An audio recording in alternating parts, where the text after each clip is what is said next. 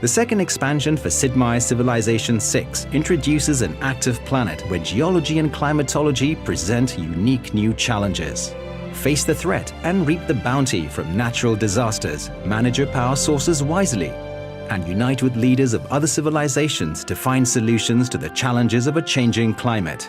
Rise and flourish in Sid Meier's Civilization 6 Gathering Storm.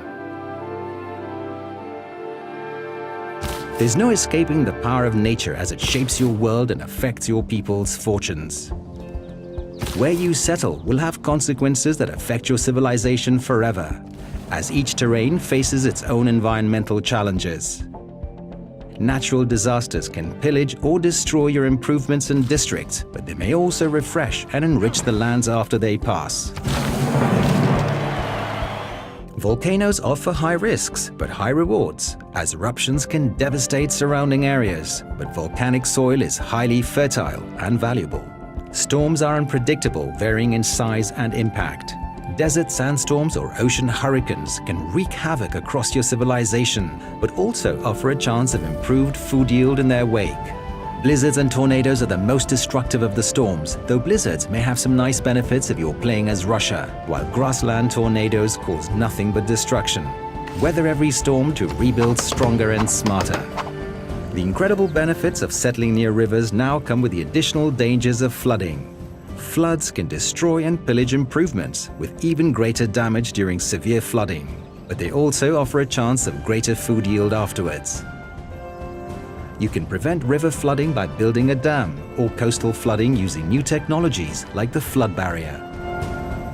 The complexity of climate change is the final environmental challenge your people will face. As the game progresses and civilizations consume certain fuel resources, carbon dioxide will be released, leading to higher global temperatures and unique consequences, including increased storms or flooding and rising sea levels. While climate can destroy your civilization, resources will build it. Strategic resources are now divided into fuel to meet the power needs of your cities and late-game units, and material to make resource-dependent units. Once a city has a fuel supply, like coal or oil, and the appropriate power plant, the city automatically converts the stockpiled fuel into power. Power is especially important from the industrial era onwards. Buildings in a city needed to function at full performance, with unpowered buildings producing less than half their normal yield. Military units also require material and fuel resources for production and maintenance, with resource-deficient units becoming weaker in combat. But be aware, your management of fuel will directly affect the world's temperature and the climate consequences your people will face.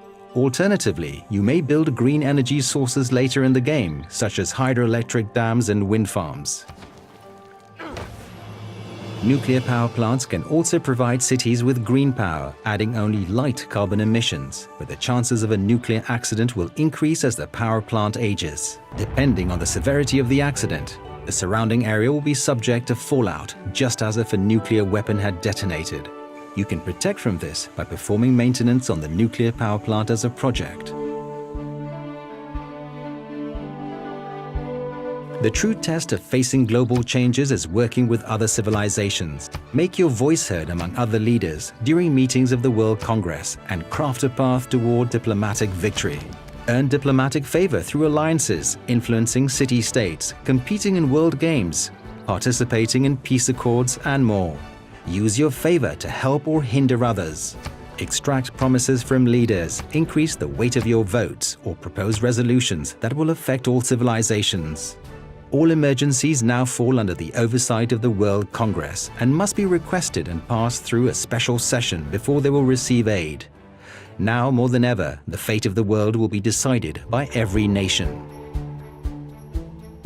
The new future era is an uncertain time with a potential for wild discoveries. In each new game, the technology and civics trees for this era are randomized, revealing different costs and prerequisite paths as the game progresses. Players will need to choose their research projects wisely to uncover these futuristic marvels.